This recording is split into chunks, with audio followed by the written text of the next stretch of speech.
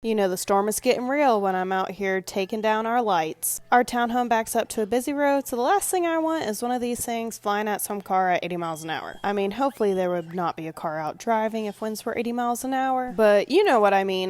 Those poles could impale something. And yes, I do know I look ridiculous. I was not planning on going outside today. I got a little jump scare because I thought there was a mouse under Drew's little toy Jeep, but no, that was just a piece of decor. But now that these poles and lights are in my garage, I can rest easy. And I hope if you're being affected by this hurricane that you are staying safe and are hunkered down and aren't going outside. Stay safe out there, y'all.